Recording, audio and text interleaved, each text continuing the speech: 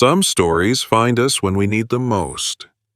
This one came to me from a small town in Texas, passed along by a friend who heard it from her neighbor, who swore every word was true. I can't say for certain it happened exactly this way, but I reckon that's how the best stories work. They carry a truth that goes deeper than facts. It's about a dog nobody wanted, a creature so disfigured that folks crossed the street just to avoid looking at him. They called him names I won't repeat. They threw stones. They wished him gone from this earth. But here's what 70-odd years of living has taught me: the ones who've been hurt the deepest often have the most love left to give. And sometimes, Lord willing, the very soul we've rejected becomes the one who saves us. I hope this story settles into your heart the way it did mine. The night was October dark when Harold Mitchell walked into the back field, shotgun heavy in his hands. The dog lay 10 paces out, right there in the dead grass. Didn't run, didn't bark, didn't do much of anything except watch him with those amber eyes, one bright and clear, one clouded over where the scar tissue pulled down from ear to jaw. That face. Lord have mercy. That face. The left side bulged out wrong, like something underneath had grown crooked and never got set right. It pulled the muzzle sideways, twisted up the eye socket into something that didn't quite look like any dog Harold had ever seen. Folks in town had taken to calling it pig head. Said it looked like something crawled up out of a bad dream. Harold's finger found the trigger.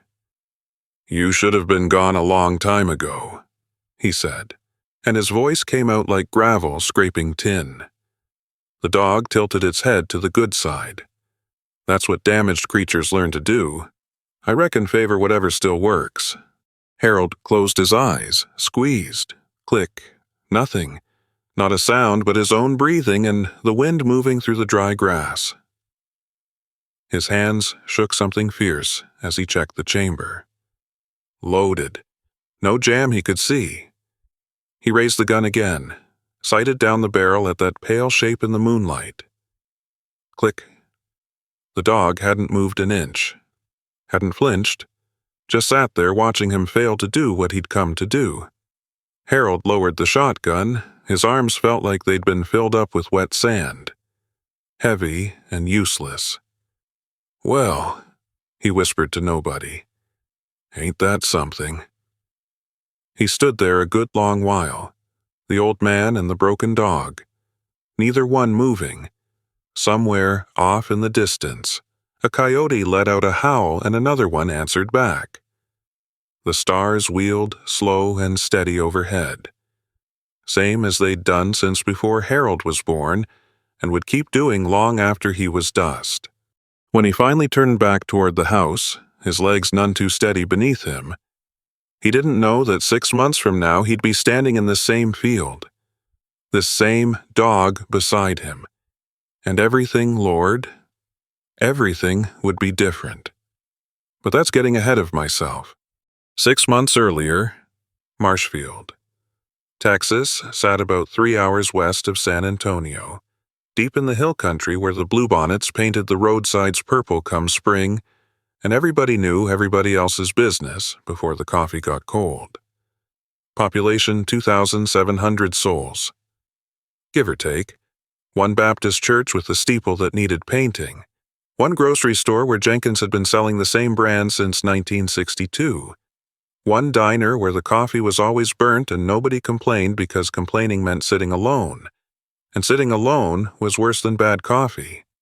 Harold Mitchell was 72 years old that spring. Vietnam veteran, did his time from 68 to 70, came home in one piece on the outside anyway. Widower now, going on 4 years since Evelyn passed and left him the 50-acre ranch and a silence so thick he'd sometimes talk to the walls just to hear a human voice, even if it was only his own. Every morning, 5 o'clock sharp, his eyes came open whether he wanted them to or not. Wasn't discipline anymore. Wasn't the army training that had stuck with him all these decades? Just the way old bodies worked when sleep stopped being a friend and started being something you had to fight for and mostly lost? His routine never changed. Not one bit. Coffee first black, no sugar, poured into the same chipped mug Evelyn had bought at a church rummage sale back in '87, the one with the faded bluebonnets on the side that you could barely see anymore.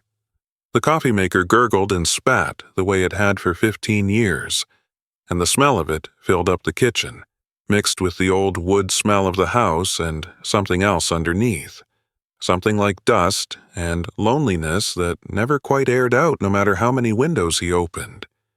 Then, out to the porch, the screen door creaked, always had, always would, and Evelyn used to say she'd oil it tomorrow, and tomorrow never did come. He'd settle into the wooden rocker, feel it groan under his weight, and watch the sun drag itself up over the eastern hills like it was as tired as he was. After that, the walk out to the horse barn, no horses anymore, hadn't been since Dusty died 2 winters back. But Harold still went out there every morning, checked the tack that would never get used again, ran his hand along the worn leather of the saddle Evelyn used to ride, stood in the doorway and remembered when this place was full of life and noise and the sound of her laughing at something foolish he'd said. Then back inside, to the bedroom, to the closet, to the bottom drawer where he kept the winter blankets nobody needed in Texas, and underneath them, the tin box he'd carried halfway around the world and back. He didn't open it much anymore, just touched it. Felt the cool metal under his fingertips. Made sure it was still there. Still real, still holding what it held. Inside that box, 3 medals he never felt he deserved. A letter from a mother in Ohio, thanking him for being with her boy when he passed. Words that still burned after 50 years. A photograph so creased and worn the face had nearly rubbed away. A young man in that photograph. 23 years old, grinning like he'd never seen what men could do to each other. His arm slung around a German shepherd with smart eyes and a coat the color of thunderclouds rolling in. Rex, 50 years gone, and Harold still couldn't say that name out loud. Some wounds, I reckon, don't heal. They just grow scar tissue thick enough that you can walk around like a regular person, and nobody knows what you're carrying unless you show them. The dog showed up in April, right when the bluebonnets hit their peak and the whole county smelled like honey and warm grass and something sweet you couldn't quite name. Nobody knew where it came from. One morning it just appeared, nose deep in the dumpster behind Jenkins' grocery. Ribs showing through fur that might have been gray once, might have been brown, hard to tell with all the dirt and the matting, but the fur wasn't what made folks stop and stare. It was that face. Mrs. Jenkins spotted it first. She'd gone out back to toss a bag of bread gone stale. And there it was, lifting its head up out of the garbage. And she screamed so loud her husband came running with a baseball bat like he expected to find a burglar. "Lord have mercy," she kept saying, one hand pressed flat against her chest like she was trying to keep her heart from jumping out. Would you look at that face? Just look at it. The left side was all wrong. Swollen up, misshapen, like the bone underneath had melted and hardened back at angles that shouldn't exist on any living thing. The eye on that side drooped, half sealed shut by scar tissue gone thick and pale. The muzzle twisted sideways, showing teeth on one side even when the mouth was closed. Word got around fast. By noon, seemed like half the town had driven by to get a look. Slowing down like folks do when there's a wreck on the highway don't want to see it. Can't look away. "Ugliest thing ever laid eyes on," Tom Bradley said, spitting tobacco juice into the dust. "And I've seen some ugly in my time." "Looks like something out of a horror picture," his wife added, pulling their grandkids in close like the dog might jump at them through the car window. Dr. Robert Anderson was the only soul brave enough to get close. The veterinarian was 68 himself that year, silver-haired, patient in the way that comes from 4 decades of handling scared animals and the scared people who brought them in.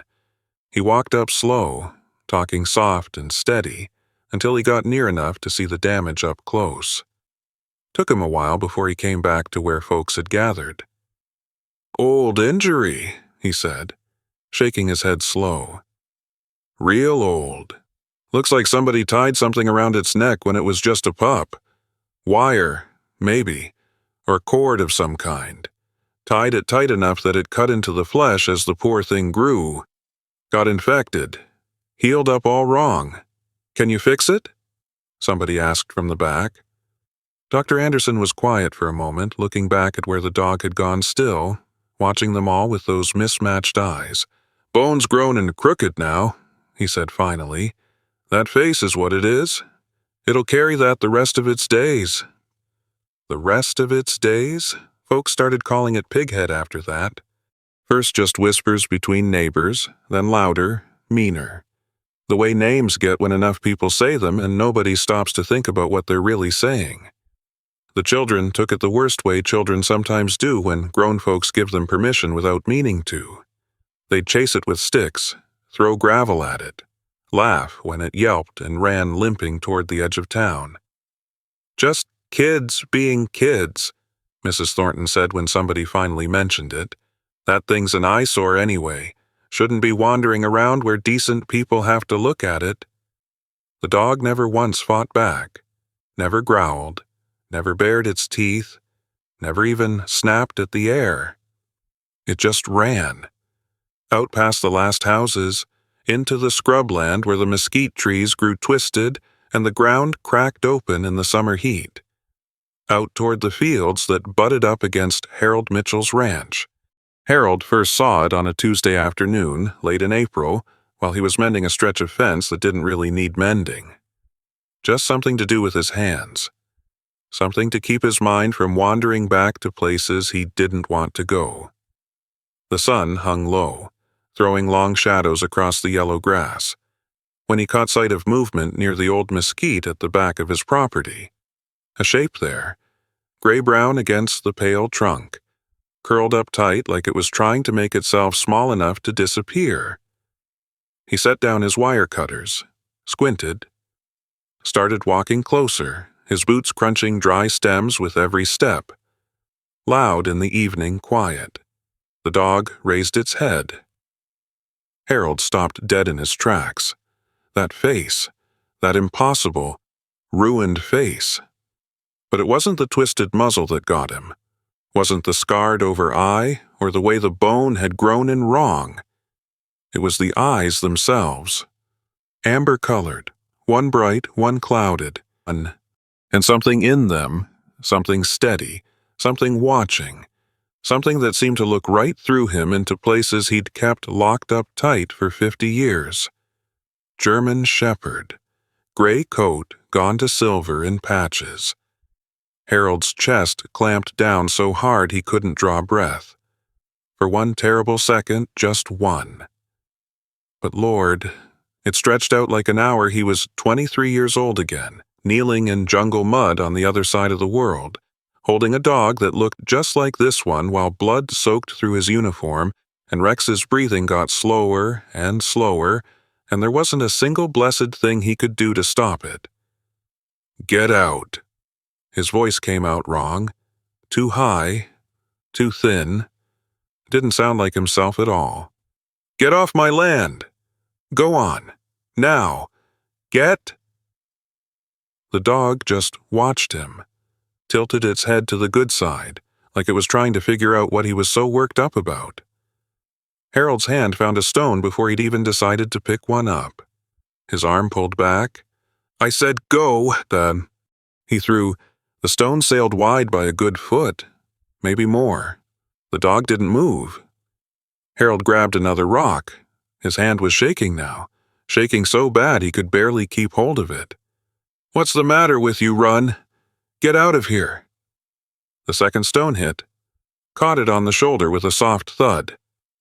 The dog made a small sound, something between a whimper and a sigh, pushed itself up on legs that didn't seem too steady, turned and limped off into the shadows stretching long across the field. Harold watched it go until he couldn't see it anymore. His heart was hammering, fit to break his ribs, His mouth tasted like old pennies, and his hands, Lord, his hands wouldn't stop shaking. Not for a good long while. He stood there until the stars came out, until the coyotes started their nightly hollering, until his legs ached from standing in one spot so long. Then he walked back to the house, poured himself 3 fingers of whiskey, and sat in Evelyn's chair in the dark until the bottle was empty and his eyes burned from staring at nothing. The dog came back. Not close, it had learned better than that. But Harold could see it every morning from his porch, a gray smudge out at the far edge of the field, lying in the thin shade of that old mesquite. He told himself he didn't care. Told himself it was just some stray. Just an animal, nothing to do with him or his life, or the things he'd spent 50 years trying to forget. But every morning, before that first sip of coffee, his eyes went to that spot, checking, making sure, and every night, before he went inside and locked up, he'd leave something on the porch rail, a crust of bread, a piece of bologna going stale in the icebox, some leftover chicken he wasn't going to eat anyway. Come morning, it was always gone. He never saw the dog come get it, never tried to watch. That would mean admitting something he wasn't ready to look at straight on. The days stretched into weeks.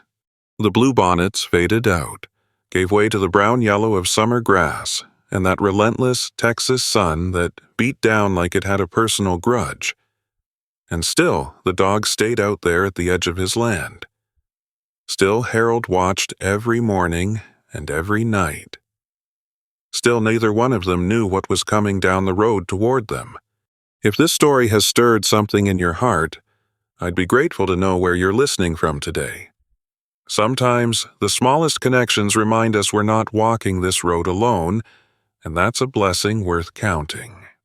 Dr. Anderson's old Ford came rattling down the driveway on a Saturday morning, trailing a cloud of caliche dust that hung in the still air like smoke from a dying fire.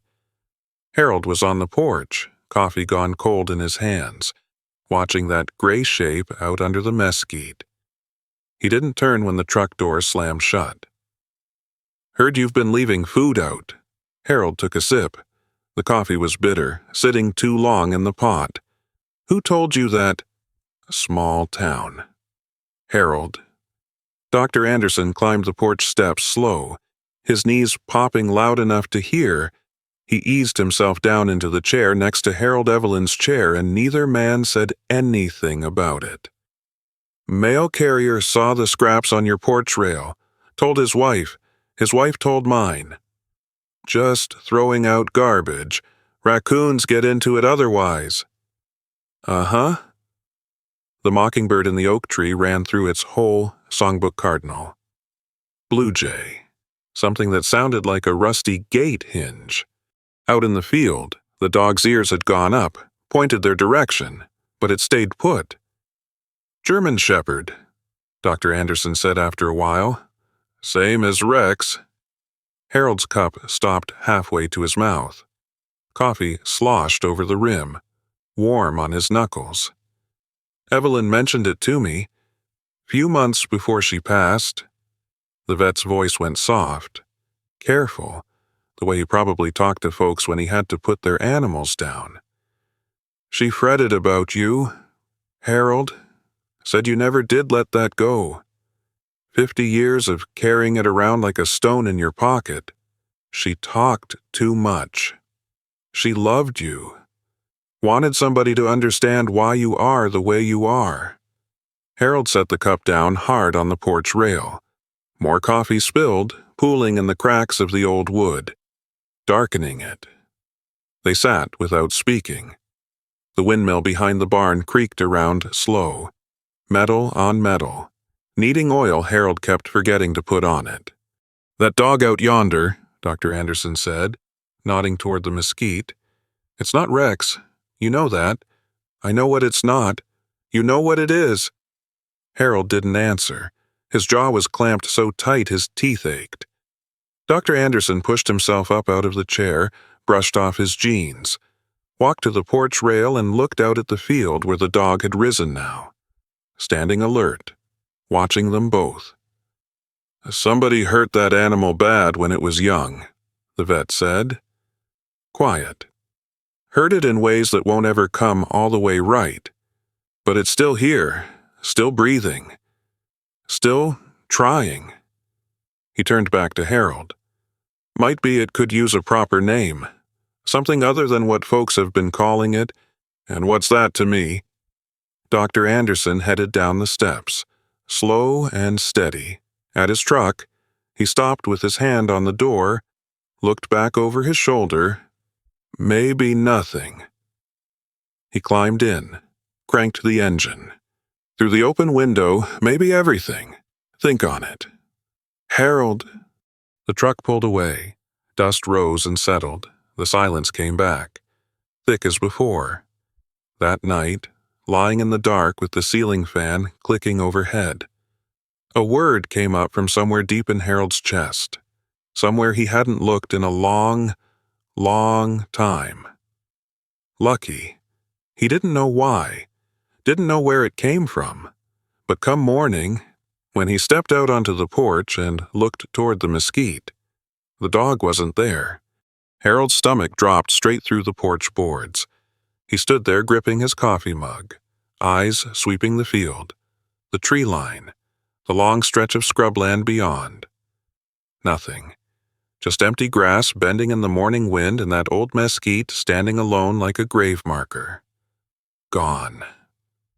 He set the mug down and walked out into the field. Boots leaving dark prints in the dew-wet grass. The spot where the dog had bedded down for weeks showed pressed, flat earth. A few tufts of gray fur caught on the mesquite bark. But no dog. Harold stood there longer than made any sense, scanning the horizon until his eyes ached from the glare. Then he heard the church bells carrying across the valley 10 o'clock. Sunday service starting, and he remembered he'd promised Evelyn's ghost he'd keep showing up. The fellowship hall after service smelled like burnt coffee, fried chicken gone cold, and too many bodies pressed into a room built for half as many. Ceiling fans turned lazy overhead, pushing the warm air around without cooling anything down. Harold stood in his usual spot by the back wall.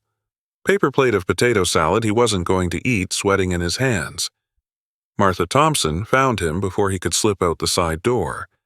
She had that look on her face the one women got when they were fixing to ask you for something you didn't want to give. "Harold." She gripped his arm, fingernails pressing through his sleeve. "I need a word." Her boy Jimmy hung back behind her. 10 years old. Sandy-haired. Eyes too big for his thin face. The kid was staring at his sneakers like they held the secrets of the universe. "What's on your mind, Martha? That dog?" Her voice pitched low, but her eyes were hot. "That awful thing's been coming closer to town. Jimmy saw it skulking around the school playground Friday afternoon." Harold glanced at the boy. Jimmy still wouldn't look up. "It hasn't bothered anybody," Harold said. "Yet?" Martha's grip tightened. "Harold, look at that animal, that face. Something that damaged. That wrong, you can't tell me it's safe. It's not natural. Lots of things aren't natural. Doesn't make them dangerous. It scared the living daylights out of my boy." Martha's chin trembled. "He couldn't sleep a wink Friday night. Kept saying he saw it watching him through the fence." Jenkins appeared at her shoulder, nodding along. "She's right. Harold, we called animal control over in the county seat. They said Marshfield's too small, too far out. Won't send anybody. So, what do you want from me?" Jenkins met his eyes straight on. "You've got a rifle. Everybody knows you can shoot. Best marksman in 3 counties. Back when you still competed."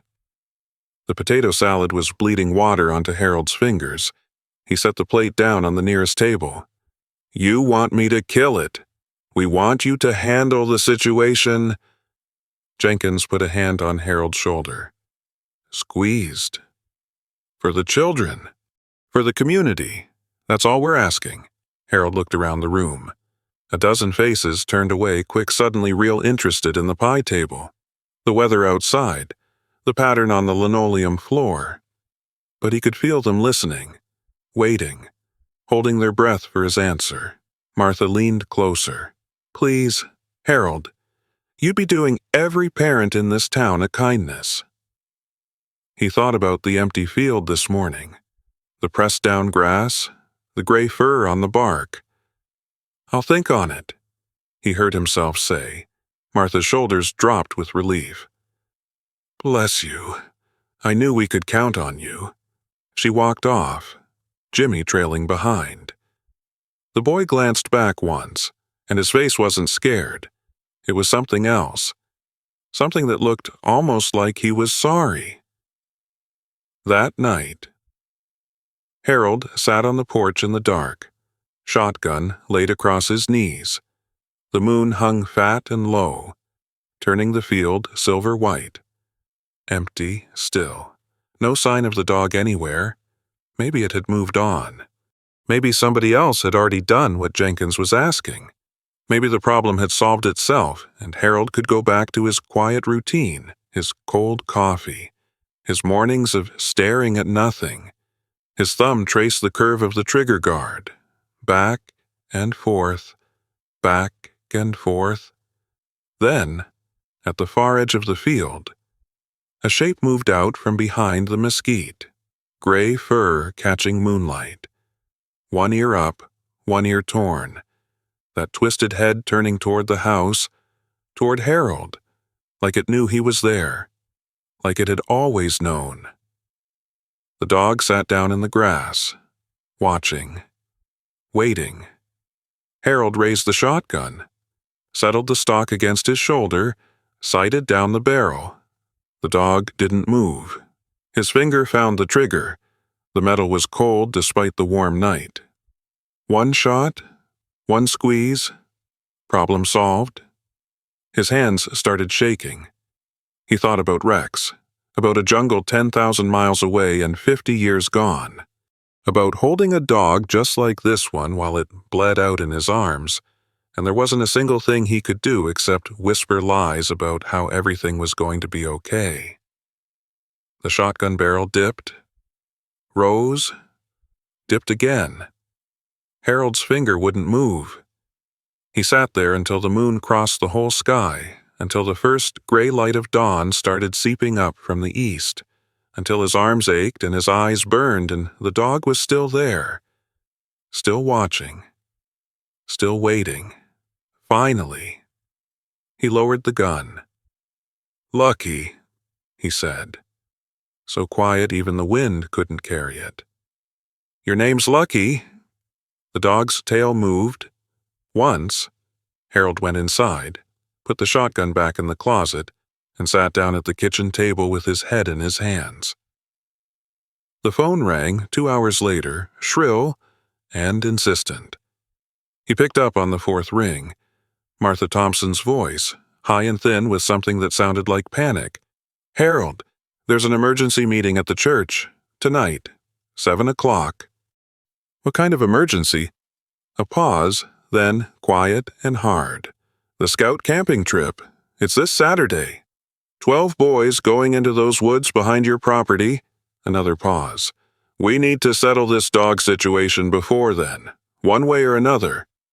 The line went dead. Harold stood holding the receiver, dial tone buzzing in his ear, and through the kitchen window he could see that gray shape still sitting at the edge of the field, watching. The church basement was packed wall to wall by the time Harold arrived. Folding chairs scraped against the concrete floor as folks jostled for seats. The smell hit him the moment he came down the stairs, burnt coffee from the old percolator, mildew from the water damage nobody had gotten around to fixing. And underneath it all, sweat and cheap perfume and something sharper. Fear, maybe, or anger. Hard to tell the difference sometimes. Harold found a spot in the back corner, leaned against the cinder block wall where the paint was peeling in long strips. The concrete was cool through his shirt.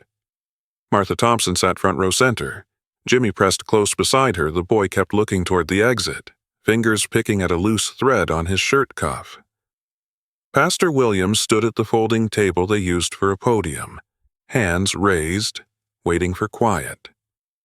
Folks, settle down now. Let's keep this civil." The murmuring died off slow, like an engine running out of gas. Someone coughed. A baby fussed in the back and got hushed. "We all know why we're here." Williams took off his glasses, polished them on his tie, put them back on. Nervous habit Harold had seen 100 times. The Boy Scout camping trip is set for this Saturday morning. 12 boys, ages 8 to 12, 3 nights out in the woods that border the Mitchell property, eyes turned toward Harold. He kept his face still as stone. "Several parents have raised concerns," Williams went on, "about the stray dog that's been spotted in that area." "Concerns?" A man stood up 3 rows back, younger fellow, maybe 40. Face Harold didn't recognize. Must have moved to Marshfield in the last few years. "Pastor, that thing is a menace. My little girl saw it behind the feed store last week. She had nightmares 3 nights running. It hasn't hurt anyone," Dr. Anderson said from his seat by the window. His voice was calm, steady, yet... The word bounced around the room like a rubber ball, coming from half a dozen mouths at once. Martha rose to her feet, turned to face the crowd. Her hands were shaking, but her voice came out strong. "My Jimmy is going on that trip. He's 10 years old.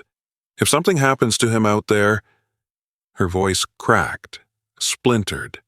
She pressed her fist against her mouth, gathered herself. "If something happens to any of our children because we sat here and did nothing..." "What exactly are you proposing?"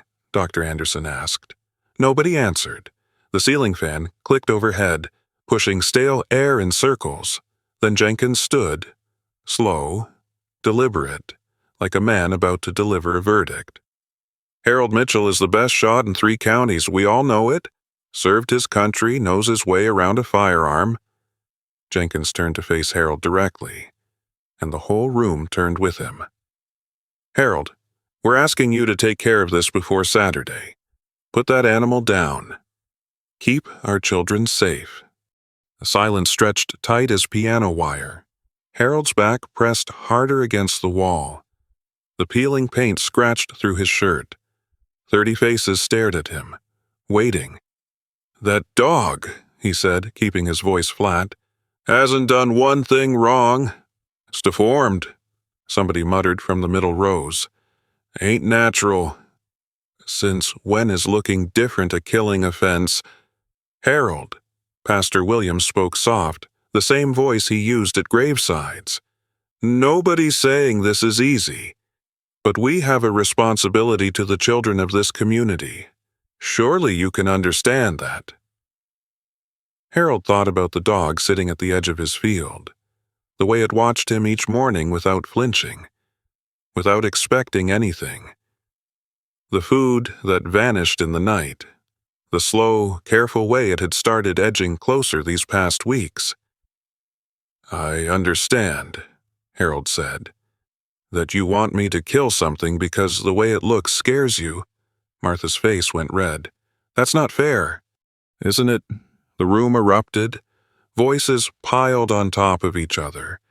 Accusations, justifications, fear wrapped up in righteous anger. Harold stood against the wall and let it wash over him like water off a tin roof.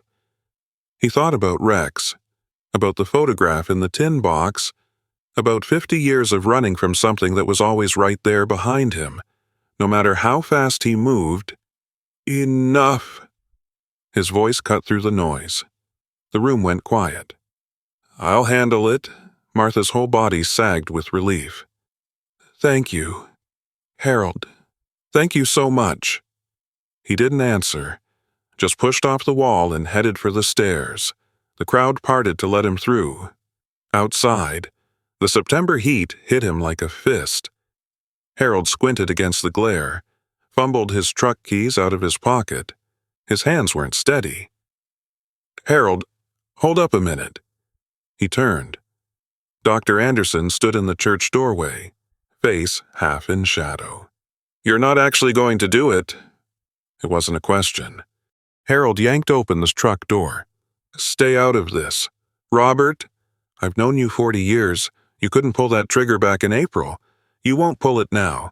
Harold climbed into the cab, slammed the door hard enough to rattle the windows.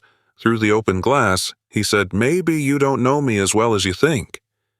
He drove off fast, gravel spraying, Dr. Anderson's shape shrinking in the mirror until the road curved and there was nothing behind him but dust. At home. Harold sat on the porch until the sun dropped below the hills. The dog appeared right on schedule, settling into its spot under the mesquite as the shadows stretched long across the grass. Harold watched it. The dog watched him back. "They want you dead," Harold said, quiet enough that only the wind could hear. "Whole town's decided you're too ugly to live." The dog tilted its head. That same gesture. Every time. "I told them I'd handle it." And he rubbed his face with both hands, rough calluses catching on stubble. 50 years back. I couldn't save the one I should have saved. Now they want me to kill the one that doesn't deserve killing. The dog's tail brushed the grass. Once, Harold went inside and pulled the shotgun from the closet. He sat with it across his knees, thumb running along the worn stock, until the moon came up and the house went cold around him. He thought about Saturday, about 12 boys heading into those woods, about Jimmy Thompson's 2 big eyes and the look on the kid's face back in the fellowship hall, not fear at all. He realized now.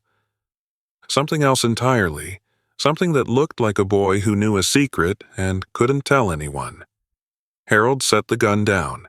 He reached for the phone and dialed Dr. Anderson's number. It rang 4 times before the vet picked up, voice thick and muzzy with sleep. "Robert, I need your help." A pause, the sound of blankets rustling, a lamp clicking on. What kind of help? Harold looked out the window at the dark field.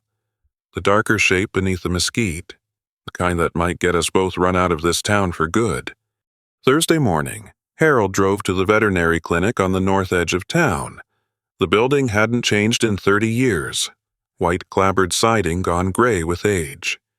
A hand-painted sign faded from blue to something closer to dishwater. The wind chime by the door hung still in the heavy air. Inside smelled of iodine, flea powder, and the sharp undertone of animals in distress. Dr. Anderson sat behind a desk buried in papers, reading glasses perched low on his nose, a cold cup of coffee leaving rings on an invoice. "Shut the door." Harold did. The latch clicked loud in the quiet room. "Sit down. You look like you haven't slept in a week." Harold lowered himself into the cracked leather chair across the desk. His knees popped. The chair creaked under him like it might give way. He couldn't remember the last time he'd sat in anything this soft. Dr. Anderson set down his pen, took off his glasses, rubbed the bridge of his nose where they'd left red marks. "All right. Tell me what you're thinking. I'm not going to kill that dog. I figured as much when you called at midnight." The vet leaned back, chair springs groaning. "So, what's the plan? Saturday's 2 days out. The whole town expects that animal dead before those boys head into the woods." Harold stared at the wall behind Anderson's head, an old calendar from 1998 still hanging there like time had stopped. A photograph of a younger Anderson kneeling next to a golden retriever, both of them grinning, certificates in cheap frames gone yellow at the edges. "What if—" Harold said slow, feeling out each word. "The dog wasn't around when they went looking."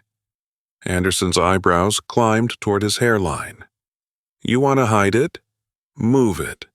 Somewhere safe, just until the trip's done and folks settle down.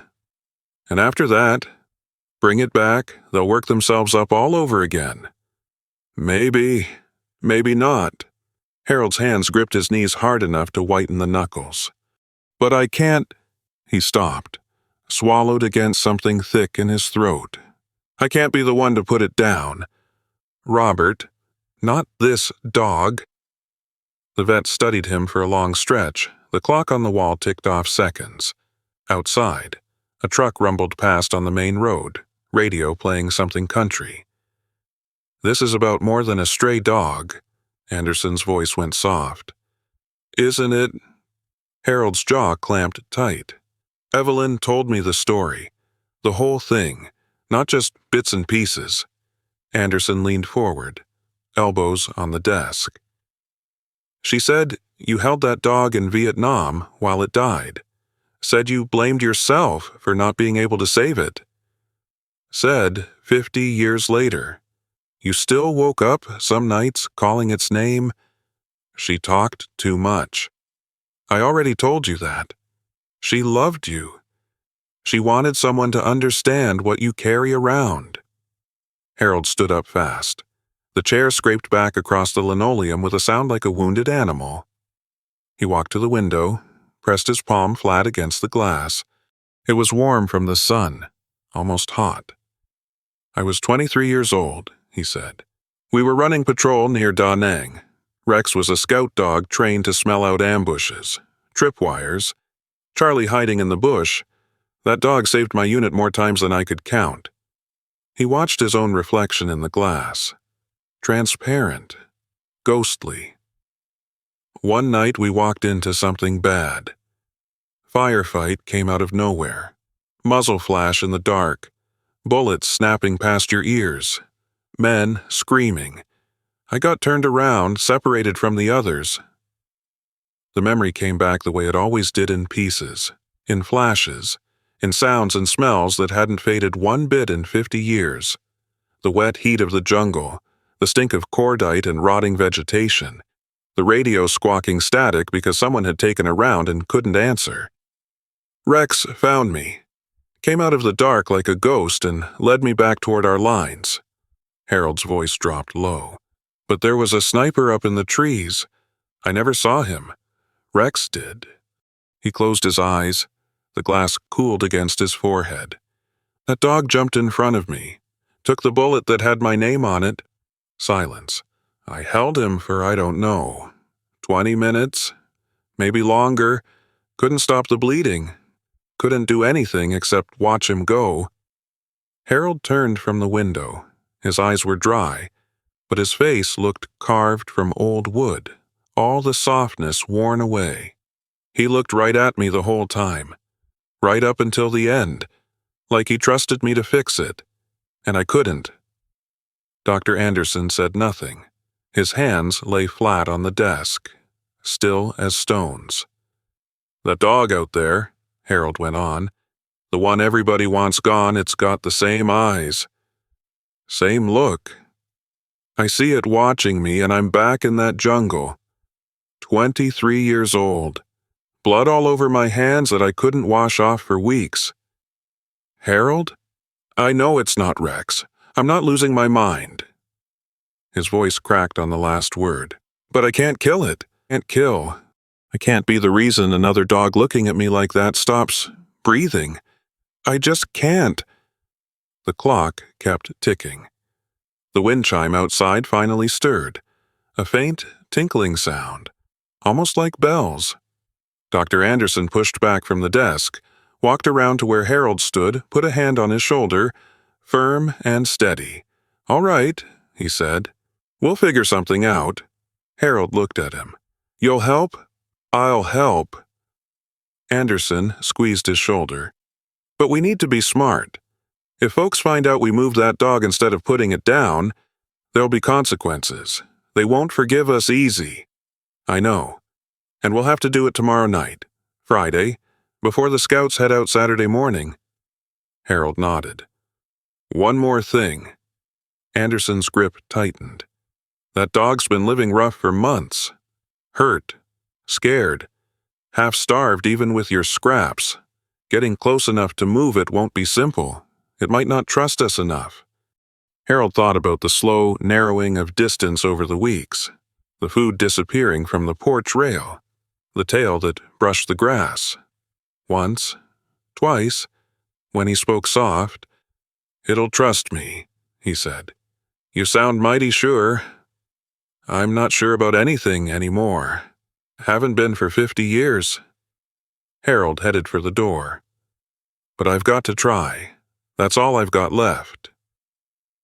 He drove home with the windows down, hot wind whipping through the cab. The roads were empty, everybody hiding from the afternoon sun. Dust devils spun across the fields like restless spirits looking for something they'd lost. At the ranch. He parked and walked straight out to the back field. The dog was there under the mesquite, same as always. Watching. Harold sat down on the dry grass. 10 feet away. Close as he'd ever gotten. The dog's ears went up, its body tensed, ready to bolt. Harold didn't move, didn't speak, just sat there breathing slow and steady, letting the minutes pile up. The sun crawled across the sky, sweat soaked through his shirt, trickled down his spine. His bad knee started throbbing, then went numb. Still, he sat. The dog watched him, then, slow as molasses, it lay back down. Its chin settled on its paws. Its eyes never left Harold's face. But the tension eased out of its body, one muscle at a time. Harold reached into his pocket, pulled out a piece of beef jerky he'd brought from the kitchen, held it out on his open palm. Arm extended. The dog's nose twitched. Harold waited. The dog rose, took one step, another. Its body stayed low, weight on its haunches, ready to run. 5 feet. 4. 3. Harold could see every detail now. The bone twisted wrong beneath the skin, the scar tissue thick and shiny around the ruined eye, the damage some human being had done to this creature when it was too young and small to fight back. The dog stretched its neck forward. Warm breath on Harold's palm. Teeth closed around the jerky, gentle as a whisper. "Good boy," Harold said. Barely a sound. "That's a good boy." The dog's tail moved. Once, twice. It didn't run. They stayed like that until the sun touched the hills and the shadows stretched long across the grass. Then Harold stood slow, joints screaming, and walked back toward the house. The dog followed. Not close, not yet, but closer than before. Harold was almost to the porch when he heard an engine coming down the road. Headlights cutting through the dusk. Not Dr. Anderson's truck. Something bigger, louder. Then a second set of lights crested the hill behind the first, and a third. 3 trucks, coming fast, trailing dust like a storm rolling in. Harold's gut went cold. They weren't waiting for Saturday. The lead truck skidded to a stop 20 feet from the porch, spraying gravel against the steps. Harold turned. Behind him, the dog had already vanished, melted back into the shadows between one heartbeat and the next, gone like it had never been there at all. Jenkins climbed out of the first truck, leaving his headlights on, high beams cutting through the thickening dusk. 2 more men emerged from the vehicles behind him, Tom Bradley and his brother-in-law. Earl. All 3 carried rifles. "Evening. Harold." Jenkins' voice was flat as a slab of concrete. "Little late for a social visit. Don't you think?" Jenkins walked closer, his boots crunching loud on the gravel. The headlights threw his shadow out long behind him, stretching all the way to the barn. "Came to check on things. Make sure you're ready for tomorrow." Harold's hands hung loose at his sides, but his fingers had gone cold. Tomorrow. The dog. Jenkins stopped at the bottom of the porch steps, looking up. His face was all hard lines and deeper shadows. "Folks are expecting it handled before those boys set foot in those woods. You gave your word at the meeting." "I said I'd handle it. Didn't say when." "Same thing." "Is it?" Jenkins' eyes narrowed. The headlights behind him made it hard to read his expression, but his voice went tight as a new fence wire. "Harold, I've known you going on 30 years. You're a decent man. Did your duty for this country." He paused, worked his jaw like he was chewing something sour. "But some folks in town are starting to wonder if maybe you've gotten soft where this thing's concerned." "That's so. I drove by here earlier this evening. Saw you sitting out in that field." Jenkins shook his head slow. "That dog was right there with you, close enough to touch. Folks are talking. Harold, saying maybe you can't do what needs doing." Harold descended one step, then another. He stopped on the bottom stair, eye to eye with Jenkins now, close enough to smell the chewing tobacco on the man's breath. "What folks? Does it matter which ones?" Jenkins held his gaze. "Point is, if you're not up to this, somebody else will see it done. Tom back there's been itching to take a shot at that animal since April. Says he'll do it tonight if you won't do it tomorrow." Harold looked past Jenkins to where Bradley stood by his truck, rifle cradled in his arms like a baby. The man had a reputation for shooting at anything that moved and hitting about half of it.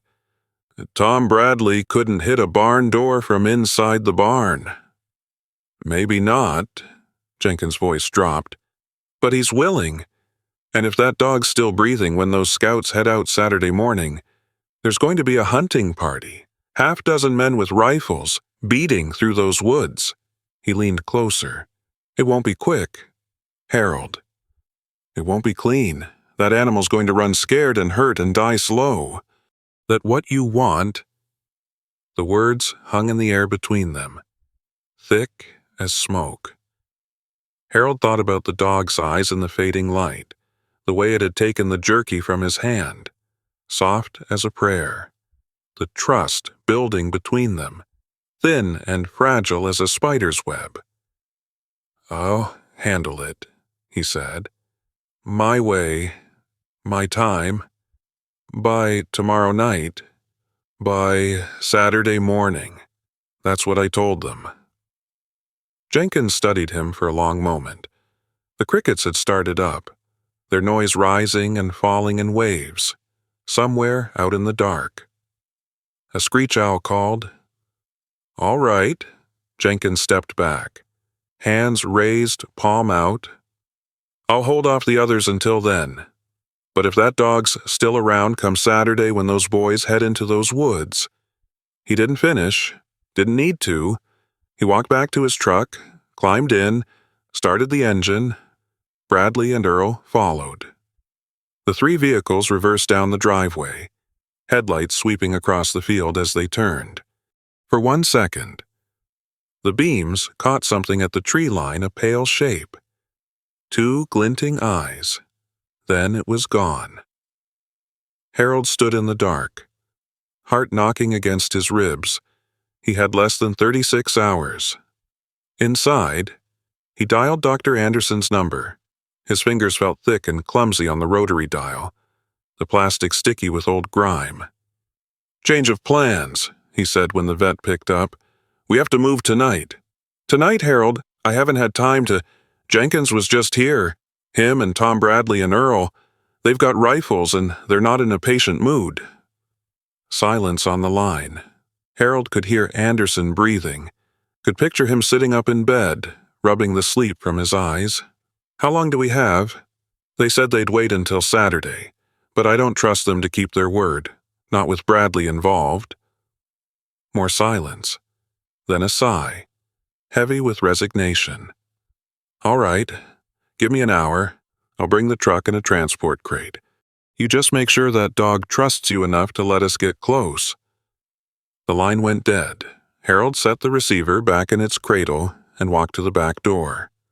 Through the glass, he could see the field stretching out silver gray under the rising moon. The dog had reappeared at the edge of the tree line. Standing now, not sitting, alert, its head turned toward the house, toward Harold. He opened the door and stepped out into the night. The air had cooled some, but not much. Still carried the smell of sun-baked grass and distant mesquite smoke from someone's cook fire.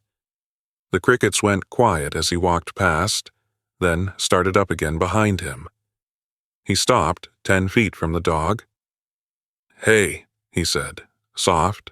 "It's just me." The dog watched him. Harold lowered himself to the ground, slow and careful, knees popping like distant gunfire. He sat in the grass and pulled out another piece of jerky, held it on his open palm.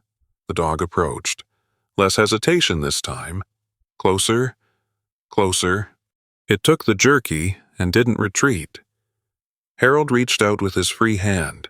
His fingers trembled. He touched the dog's head. It didn't flinch, didn't pull away, just stood there, warm and solid and real, while Harold stroked the matted fur between its ears.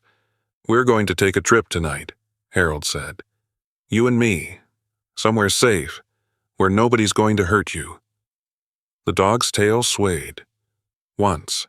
"I know you don't understand the words, but I need you to trust me." His voice caught, snagged on something sharp in his chest. "Just this once. Can you do that?" The dog stepped closer, close enough that Harold could feel its breath on his face, could smell the wildness on it, earth and grass, and something that had been running scared for too long. Close enough to see the ruin of that face clearly. The twisted bone and the scarred flesh, and the one bright eye that held no judgment. No accusation. Only trust. "Good boy," Harold whispered. "Good boy. Lucky." The dog leaned into his hand. They sat together in the dark, the old man and the broken animal, while the stars came out one by one and the night deepened around them. Then Harold heard it. Not Dr. Anderson's truck. The sound was different, lower, meaner, multiple engines, coming from the main road. He turned. Headlights. Lots of them. Cresting the rise at the end of his driveway, turning in. Not the 3 trucks from before. More. 5, 6. 7 sets of lights, bouncing down the rutted track, coming fast. Harold's blood turned to ice water in his veins. They hadn't waited. They'd gathered more men and they'd come back, and they weren't going to give him until Saturday at all. Harold scrambled to his feet, knees screaming, hip catching fire where the old shrapnel lived. "Go!" he hissed at the dog. "Run! Get out of here! Now!" The dog stood frozen, ears flat against its skull, eyes fixed on the approaching lights.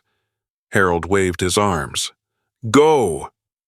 The dog bolted, a gray streak vanishing into the blackness beyond the mesquite, swallowed by the scrubland before Harold could draw another breath. The trucks roared into the yard. Doors slammed like gunshots. Flashlight beams stabbed through the dark, crisscrossing the field.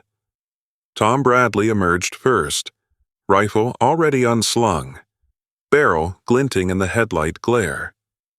Behind him came Earl and Jenkins, and 4 more men Harold recognized from town farmers, shopkeepers, men he'd known for decades, faces he saw every Sunday in church. "Evening. Harold," Bradley's voice carried an ugly edge. "We decided not to wait. Get off my land. Now that's not real neighborly." Bradley stepped closer, boots grinding the gravel. "Jenkins told us you'd gone soft, sitting out in your field, petting that monster like it was some kind of house cat. I told Jenkins I'd handle it. And we're here to make sure you do." Bradley unslung his rifle fully, held it across his chest. "Or do it ourselves. Either way, that thing dies tonight." The other men spread out, flashlights sweeping the field in wide arcs. One of them shouted from near the tree line, "Over here, I saw something moving." Harold's stomach turned to water. "That's just shadows," he said, forcing his voice steady. "The dog's not here. I ran it off last week." Bradley studied him. The flashlight beam swung up, caught Harold full in the face. He squinted against the blinding white. "You're lying." "I'm not." "We saw you. Harold." Bradley's voice went cold and flat as a frozen pond. Jenkins drove past an hour ago. You were sitting in that field with the dog right next to you, close as lovers. Made his stomach turn. He said, the flashlights had converged now, all pointed at Harold. He could feel the other men watching, their faces hard masks in the reflected glare. Is it true? One of them asked. Sounded like old Peterson from the hardware store. You've been keeping that thing feeding it all these months. Harold's throat clicked when he swallowed. The silence stretched. The night pressed in, thick and suffocating. Yes, he said. I've been feeding it. Bradley's face twisted with something that looked like disgust. The whole town trusted you, asked you to protect our children, and you've been out here nursing that freak like it's some kind of... It's just a dog. Harold heard his own voice crack and hated himself for it. A dog somebody hurt real bad when it was young. That's all it is. It's a menace. Bradley raised his rifle, pointed it past Harold toward the dark field. Now, where is it? Tell us, or we tear this whole property apart. Harold said nothing. Bradley nodded to the others. Spread out. Check the tree line. It can't have gotten far. The men moved into the field, flashlights bobbing, boots crushing the dry grass. Harold stood paralyzed, watching them go, his mind racing in useless circles. He could call the sheriff, but by the time anyone came, a shout from the darkness, "Over here!" got it cornered. Harold ran. His boots pounded the hard-packed earth, his lungs burned. His hip screamed with every stride. 72 years old, and his body was begging him to stop. But he kept going, crashing through the scrub toward the voices. He reached the tree line just as Bradley raised his rifle. The dog was there, pressed up against a tangle of mesquite roots, body shaking, eyes wide and white-rimmed with terror. Its front leg was bleeding where it had torn through brambles, dark spots spreading on the pale dirt beneath it. Don't! The word came out as a ragged gasp. Please! Bradley's finger found the trigger. Step aside, Harold. I said, don't. Harold moved without thinking, put himself between the rifle barrel and the dog. Bradley's eyes went wide. What in the name of, you want to shoot that dog, you'll have to put a bullet through me first. Silence. The flashlight beams converged on them, the old man.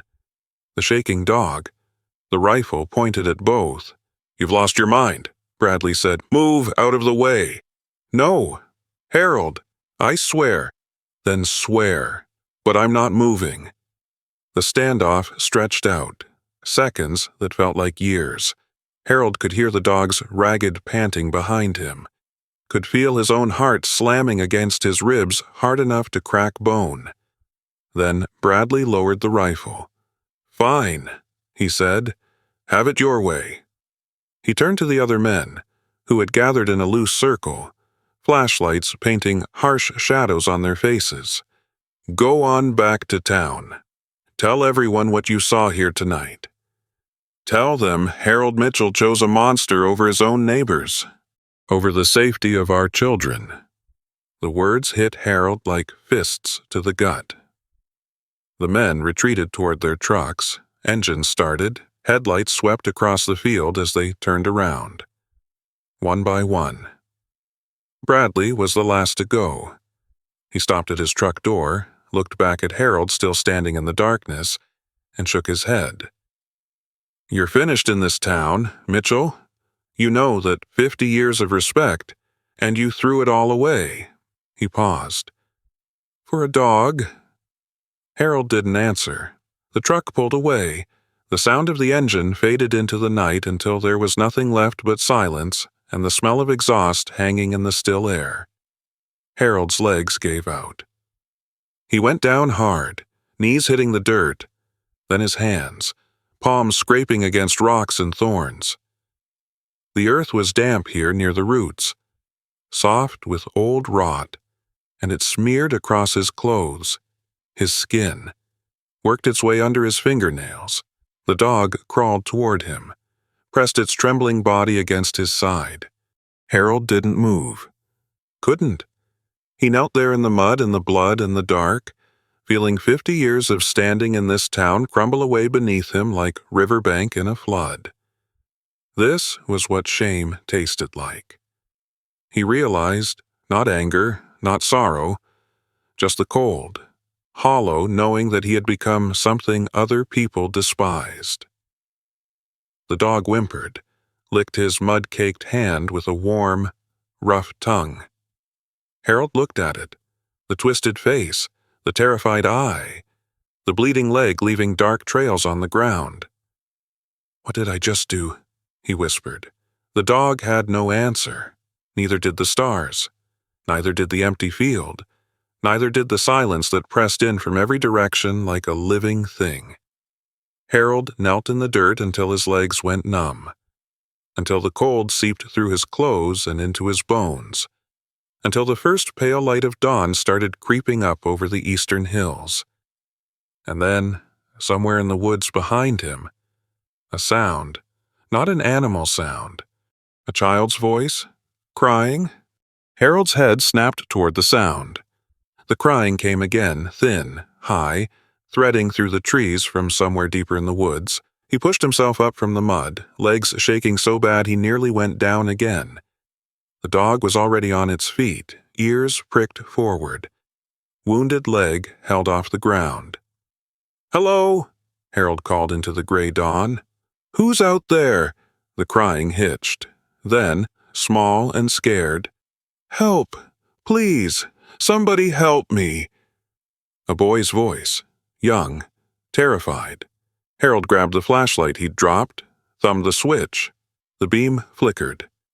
Weak from dying batteries, but it caught the gap in the underbrush where a deer trail wound into the deeper woods.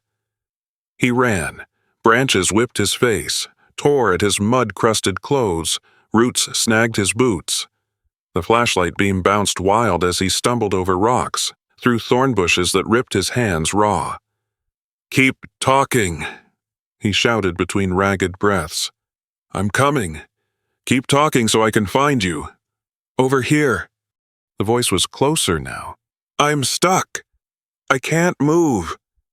Harold crashed through a wall of scrub oak and nearly fell into the ravine. A rocky cut slashed through the earth here, maybe 10 feet deep, sides crumbling with loose shale, and at the bottom, curled against the far wall, a small figure in a torn scout uniform. Jimmy Thompson. The boy looked up. Face streaked with dirt and tears, eyes huge in the weak flashlight glow. "Mr. Mitchell." "Jimmy." Harold's voice came out strangled. How did you get out here? I ran away, after the meeting, after Mama got so mad about the dog." The boy's teeth were chattering despite the warm night.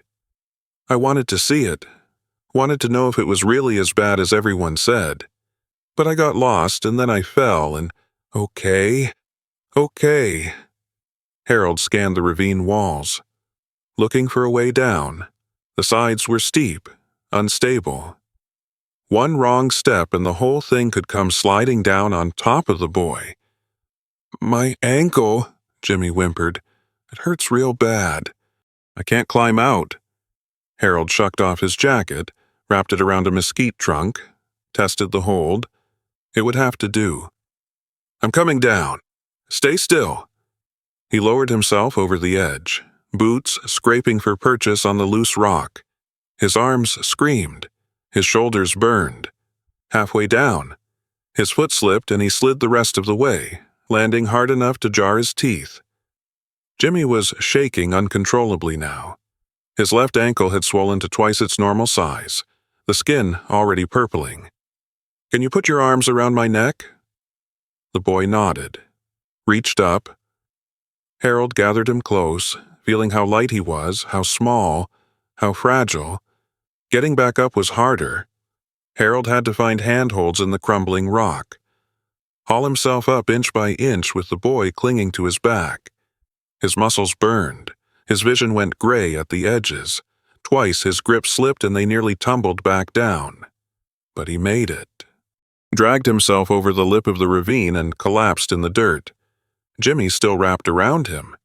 They lay there gasping, then a bark, sharp, urgent. Harold lifted his head. The dog stood 10 feet away, watching them, in the growing dawn light. Its gray fur was matted with burrs, its wounded leg still bleeding. But its eyes were alert, fixed on Harold and the boy. It barked again, turned, looked back over its shoulder. "It wants us to follow," Jimmy whispered. Harold didn't have the strength to argue. He gathered the boy in his arms and pushed himself to his feet. Every joint protesting, the dog started walking. It moved through the woods with purpose, pausing every few yards to make sure they were still behind. It skirted fallen logs, found paths through the densest brush, avoided the patches of loose shale that could send them tumbling. The sky brightened. Pink and gold filtered through the canopy. Harold's arms had gone numb. He couldn't feel Jimmy's weight anymore, couldn't feel anything except the need to keep putting one foot in front of the other. "Stay awake," he said when the boy's head started to droop. "Talk to me. Jimmy, don't fall asleep." "The dog," Jimmy mumbled against his shoulder. "It's not a monster." "No, it's not. It's helping us." "Yes. Why does everyone hate it so much?" Harold's throat closed up. He couldn't find an answer. The dog barked once more. They broke through the tree line into the open field behind Harold's house. And there, in the driveway, a cluster of vehicles. Flashlights sweeping. Voices shouting. "Over here!" Harold tried to yell, but it came out as a croak. He tried again, louder. "I've got him! I've got Jimmy!" The voices stopped. The flashlight beam swung toward them. Then chaos, running footsteps, Martha Thompson's scream tearing through the dawn like a siren. "Jimmy! Oh, Lord! Jimmy!" Harold's legs finally buckled. He went down on his knees, still holding the boy, as Martha reached them and pulled her son into her arms. "He's okay," Harold gasped. "Ankle's hurt. Maybe hypothermia. But he's okay." Martha was sobbing, rocking Jimmy against her chest. Words tumbling out that weren't really words at all. People surrounded them now, Dr. Anderson kneeling beside the boy, Jenkins and others Harold didn't bother to look at. Someone was calling for an ambulance on a cell phone. Harold sat back on his heels, chest heaving, arms empty. The dog stood at the edge of the group, just outside the circle of people, watching. Its wounded leg buckled underneath it and it lay down in the grass, tongue lolling, exhausted. Then Jenkins turned. His flashlight beam caught the dog full in the face, the twisted muzzle, the scarred eye, the matted fur dark with dried blood. "There it is," Jenkins said, loud enough for everyone to hear. "That's the thing." The crowd shifted. Harold saw men reaching for rifles that weren't there. Remembered it was dawn, and most of them had come in a rush when word got out about the missing boy. "No!" His voice was a rasp. He tried to stand. Couldn't. "No! Wait!" It let him out. Everyone went still. Jimmy's voice, small but clear, cutting through the noise. The boy was looking at the dog, tears still wet on his dirty cheeks. "I was lost all night," he said. "I was so scared. And then it found me. It stayed with me in the dark, kept me warm." He looked at his mother. "It saved me. Mama, the dog saved me." Silence. Martha Thompson stared at the dog, at the ruined face, the damaged eye, the exhausted body lying in the grass. Then she looked at Harold, still on his knees in the mud and blood, clothes torn, hands raw. "You," she whispered, "you've been protecting it. All this time." Harold met her eyes. "Yes," he said, "I have." Nobody moved. Nobody spoke. The sun crested the hills, flooding the field with golden light, and in that moment Harold saw something change in the faces around him. Not forgiveness, not yet, but something close to it. 3 months later, Harold sat on the porch with his coffee going cold in his hands. He didn't mind. The December morning was crisp and clear, the kind of day where the air tasted like wood smoke and coming rain, and he wasn't in any hurry to be anywhere else. Lucky lay stretched out on the old wool blanket beside his chair, the one Evelyn had crocheted during her last winter. Green and gold with a few dropped stitches she'd always meant to fix. The dog's breathing came slow and easy, its muzzle twitching now and then as it chased rabbits through some dream. Harold reached down, ran his fingers through the gray fur. Lucky's tail thumped once against the porch boards, then settled. The screen door creaked open. "Morning. You too?" Dr. Anderson came out carrying his own mug, steam curling up into the cold air. He eased himself down into the chair next to Harold Evelyn's chair, and neither of them said anything about it anymore. "Brought some of those cinnamon rolls from the diner," the vet said, setting a paper bag on the rail between them. "Sarah threw in extra frosting. Says you're too thin." Harold grunted. He reached into the bag, tore off a piece of roll, held it down. Lucky's mouth closed around it, soft as a whisper. They sat in silence while the sun climbed higher, burning off the mist that clung to the low places in the field. A mockingbird started up in the oak tree, running through its morning repertoire. "Heard something interesting at the grocery yesterday," Dr. Anderson said after a while. "That's so. Martha Thompson's been telling folks she wants to start some kind of annual thing, a day to remember what happened." He shook his head, almost smiling. "Wants to call it Lucky Day, if you can believe that." Harold looked out at the field where the old mesquite still stood, bare now in the winter, waiting for spring. "Folks'll forget about it by summer. Maybe, maybe not." Dr. Anderson sipped his coffee. "Either way, something's different around here. Can't quite put my finger on it. But something's changed." Harold didn't answer. He wasn't sure different was the right word. Maybe things were just getting back to the way they should have been all along, before fear made people mean and meanness made them stupid. The crunch of tires on gravel made them both look up. A car Harold didn't recognize pulled into the driveway. Martha Thompson's sedan. She got out slow, like she wasn't sure of her welcome, and Jimmy scrambled out behind her, moving fast despite the walking boots still on his healing ankle. "Mr. Mitchell." The boy was grinning, holding something behind his back. "We brought you something." Harold pushed himself up from the chair.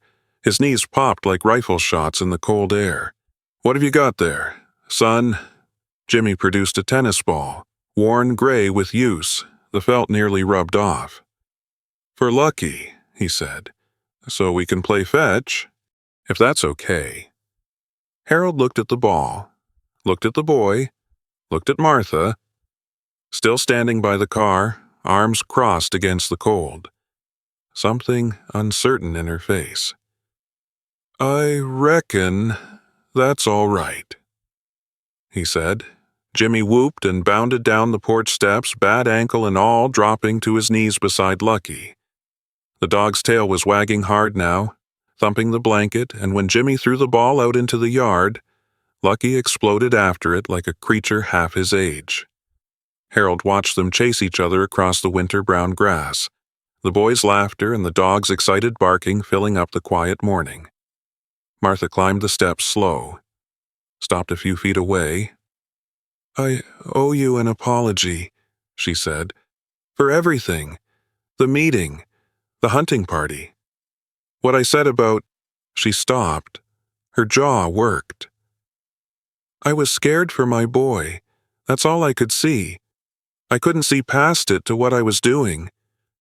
Harold looked at her for a long moment. The wind kicked up, rustling the dead leaves that had gathered in the corners of the porch. "Fear makes us do things we're not proud of," he said finally. "I've got my own list. It's a long one." Martha nodded. Her eyes were wet, but she didn't wipe them. "He talks about that dog every day," she said, watching Jimmy and Lucky tumble over each other in the grass. "Every single day. Says it's his best friend." She paused. "I think maybe he's right." Dr. Anderson stood, brushed off his jeans. "Well, I've got calls to make. Harold, I'll see you next week for Lucky's checkup." He walked down the steps, stopping to ruffle Jimmy's hair on his way to his truck. The engine coughed to life and he was gone, trailing dust down the driveway. Martha took the chair he'd left. They sat there together, the old man and the woman who'd wanted the dog dead, watching Jimmy throw the ball again and again while Lucky fetched it back every time. After a while, Martha said, "Quiet. He's a good dog." Harold nodded. "Yes," he said, "he is." The morning stretched on. The sun warmed the porch, chased the chill from Harold's bones. Lucky came trotting back and collapsed at his feet, panting hard, the tennis ball still clamped in his jaws. Harold reached down and scratched behind the scarred ears. "Good boy," he murmured. "Good boy. Lucky." That night, after Martha and Jimmy had gone home and the supper dishes were washed and put away, Harold sat in his bedroom with the tin box open on the nightstand. The photograph of Rex was propped up against the lamp, catching the moonlight that came through the window. Lucky lay curled at the foot of the bed, already asleep. Harold looked at the picture for a long time. The young man he'd been. The dog who'd saved his life and lost its own in the doing. "I think I understand now," he said softly. "Took me 50 years, but I think I finally get it." The photograph didn't answer, but that was all right. Some conversations didn't need words. Harold set the box aside, turned off the lamp, and lay back against the pillows. Lucky stirred at the foot of the bed, let out a long sigh, then settled again. Harold closed his eyes. Outside, the winter stars wheeled slow across the Texas sky, same as they'd done for 1,000,000 years and would keep doing for 1,000,000 more. The wind whispered through the bare branches of the old mesquite. Somewhere far off, a coyote sang its lonesome song. And for the first time in 50 years, Harold Mitchell slept through the night without dreaming of blood.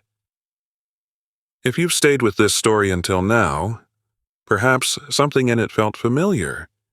Maybe it was the weight of carrying something too long without knowing how to set it down. Maybe it was the ache of being looked at and not truly seen. Or maybe it was simply watching two wounded souls find their way toward each other. Slowly, without fanfare, in the ordinary light of ordinary days. Many of us have known what it is to be judged before we're understood. Many of us have loved something or someone the world told us wasn't worth loving. And some of us have stood alone in the dark, caught between what others expected and what our hearts knew to be true. This story doesn't need to teach anything. It doesn't need to wrap up neat with a bow on top.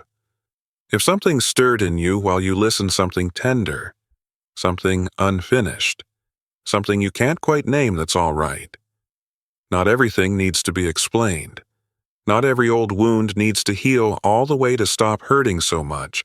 It's okay to let this rest now. Whatever you're carrying this evening, you're allowed to set it down for a spell. Thank you for staying. Thank you for listening.